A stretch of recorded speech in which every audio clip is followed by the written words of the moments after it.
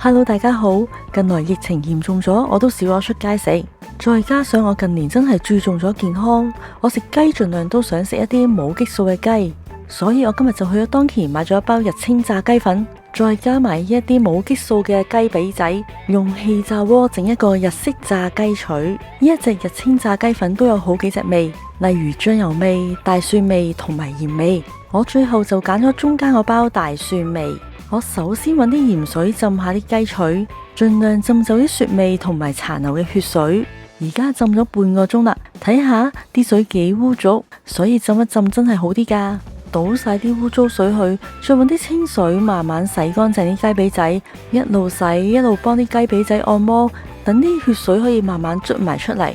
而家輪到主角出場啦，呢一包就係日清嘅蒜香味炸雞粉，個包裝好高貴。背面都有講到做法，主要就係話粉同埋水以1:1嘅比例開稀佢。因為我今日嘅雞髀仔唔係好多，所以呢，我諗住用半包就夠啦。全包係100g，所以呢，我而家就倒50g出嚟。頭先提到粉同埋水嘅比例係1:1，所以呢，我就加50g嘅水。我一邊慢慢咁樣加水，一邊用筷子慢慢將佢同啲粉攪勻。放心，呢一隻日清炸雞粉都幾容易用噶。又到咗我懶人醃肉法，我準備咗個保鮮袋，然之後將啲雞髀仔倒晒落去，再加埋啲炸雞粉漿。我而家揸住嗰把刮刀係之前有朋友送俾我噶，我覺得非常好用，真係可以將啲粉漿一滴不漏咁樣擺晒落去雞嗰度一齊醃，真係一啲都冇浪費。嗰種乾淨程度真係令我覺得連隻碗都唔使洗。之後我就拎起個保鮮袋，透過個保鮮袋將啲雞髀仔同埋啲炸雞粉喺裏邊不斷咁樣按摩，幫助啲炸雞粉可以沾滿雞髀仔嘅每一個部分，咁一陣間就可以更加入味。都按摩咗一段時間啦，我就由得佢擺喺度醃大約1個鐘，好快就過咗1個鐘啦。我準備好個氣炸鍋，先將個溫度校到去180度，再預熱5分鐘。打開個保鮮袋，啲蒜香味好香啊！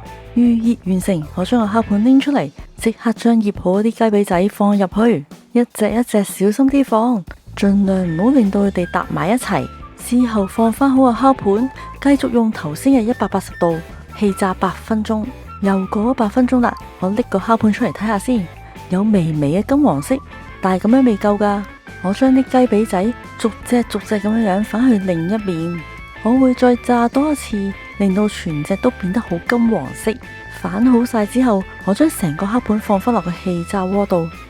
今次溫度就再較高啲，200度氣炸10分鐘，夠10分鐘，呢一個日式炸雞腿出爐啦，顏色金黃色，好靚啊！再加埋我今次係買冇激素嘅雞髀仔，所以係特別健康。呢一碟就係今日我想同大家介紹嘅日式炸雞腿。佢嘅味道完全好似我哋平時去日式料理食嘅日式炸雞，而家可以喺屋企自己都整到，真係好經濟啊！每個月又可以再慳多啲錢。我今次一共氣炸咗18分鐘，我剪啲雞肉俾大家睇下，啲肉熟透噶，18分鐘真係啱啱好。如果中意食日本料理嘅朋友，大家都一齊喺屋企試下整一個日式炸雞腿啦！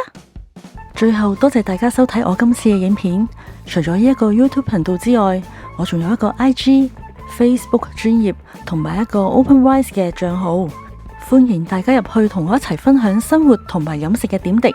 咁今日就講到呢一度先，我哋下次再傾啦，拜拜。